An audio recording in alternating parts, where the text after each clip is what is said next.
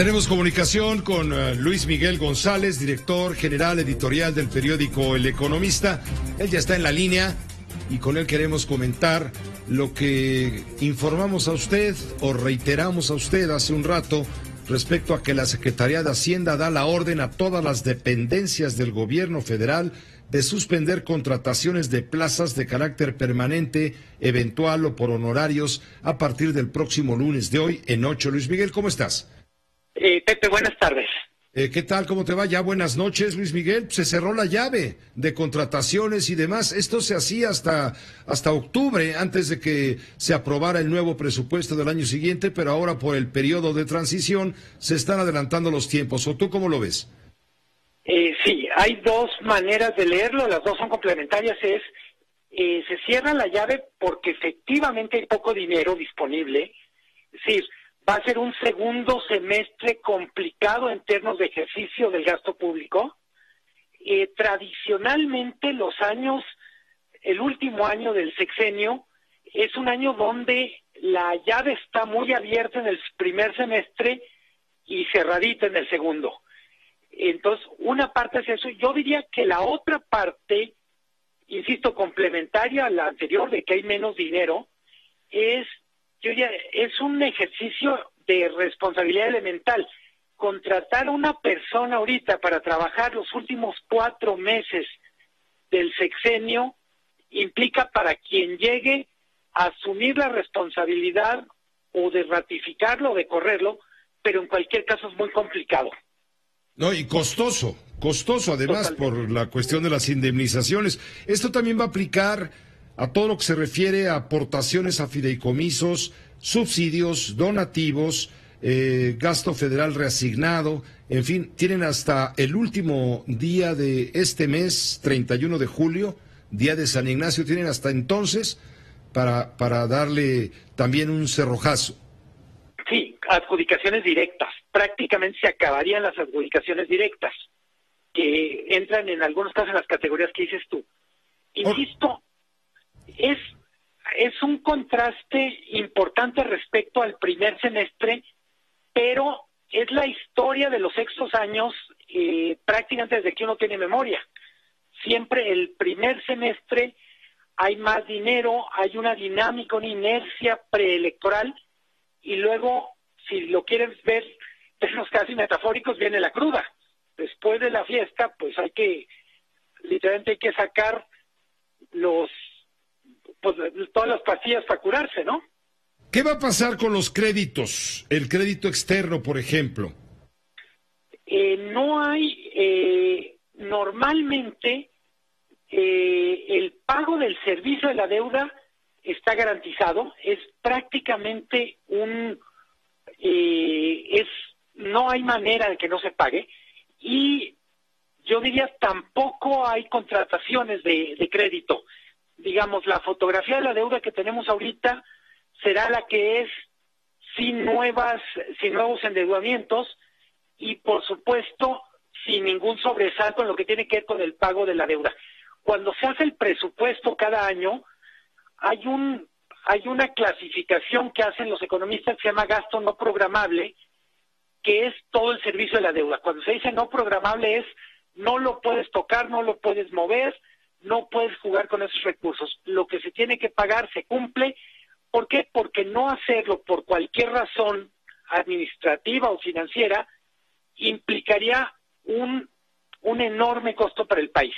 Entonces, tendremos un segundo semestre, insisto, ordenado en lo que tiene que ver con pago de servicio financiero y muy restrictivo en lo que tiene que ver con gasto corriente. Para mí, más allá de cualquier cosa, es bueno que sea restrictivo, que no dejen deudas por pagar a quien llegue a partir del 1 de diciembre.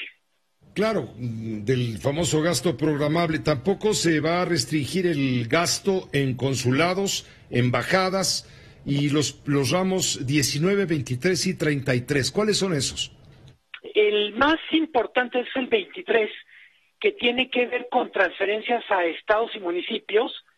Es prácticamente el ramo donde todos los acuerdos políticos entre federación, estados y municipios aterrizan. En buena medida, este último jalón del gasto público, lo que vamos a ver es, desde mi punto de vista,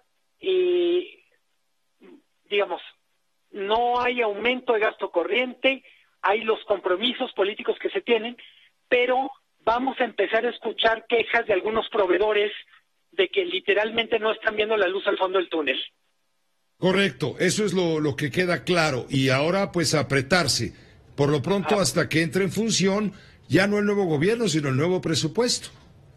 Sí, y hay que decirlo, normalmente el primer semestre es de más crecimiento económico. Dicho de otra manera, cerrar la llave implica que por lo que depende del gasto público, vamos a tener también un segundo semestre mucho menos dinámico. Todos los sectores y empresas que dependen de ser proveedores del gobierno, pues va a ser un semestre mucho más sufrido de lo que fue el primero. ¿Cómo le va a entregar el país económicamente hablando, monetariamente hablando, el presidente Peña al presidente electo de la República? Yo diría que en términos generales, ordenado financieramente, fiscalmente ordenado, un país con menos dependencia de los ingresos petroleros. Digamos, cuando llega Enrique Peña Nieto a la presidencia, más o menos 1/3 de los ingresos del gobierno dependían del petróleo, ahora es alrededor del 15%. De ese tamaño es la despetrolización de las finanzas públicas. Yo diría quizás el dato más importante de lo que tiene que ver con ingresos fiscales, un gobierno cobrando mejor otros impuestos, ha mejorado mucho la captación del IVA, del IEPS, del ISR, y yo diría todo eso, pero un gobierno que en lo que tiene que ver con la promesa de crecer mucho más allá del 2%, queda debiendo. México necesita crecer más de 2%, y este sexenio no pudo romper la inercia. Para el crecimiento económico en los últimos años, el 2% es el equivalente a lo en la selección de fútbol, el quinto partido. No hemos podido romper la inercia del 2%, del mismo modo que no hemos podido pasar del cuarto partido. ¿Es viable lo que ha prometido López Obrador hoy que estuvo reunido con los industriales de la Cámara Nacional, de la CONCAMIN? Les dijo que México a medio sexenio, de aquí a 3 años, va a andar creciendo por ahí del 4%. ¿Es viable? Es viable, sí, pero para que eso ocurra se necesitan condiciones internacionales favorables y ejecutar muy bien en lo interno. Hay que recordar, Pepe, desde Vicente Fox, todos los presidentes a punto de asumir o en sus primeros meses prometen crecer mucho más. Fox hablaba de 6-7%, Calderón prometía generar 1 millón de empleos anuales, era el presidente del empleo, y Enrique Peña Nieto, en particular Luis Videgaray, hablaba de romper el círculo del crecimiento mediocre que es entre 1 y 2% prácticamente en los últimos 25 años. La verdad es que no pudimos salir de este techo de 2%. Si me apuras, es probablemente el gran reto para la economía mexicana. Crecer más para sobre eso poder repartir, poder generar mercados, poder abatir la pobreza. Con crecimientos de 2% o menos, es muy difícil generar los recursos que implicarían poder dar rebanadas más grandes de pastel a más gente en vez de migajas. Muchas gracias, Luis Miguel González. Gracias por tu comentario, tu análisis a través del periódico El Economista. Mil gracias a ti, Pepe. Buenas noches. Hasta la siguiente. Gracias. Muy buenas noches.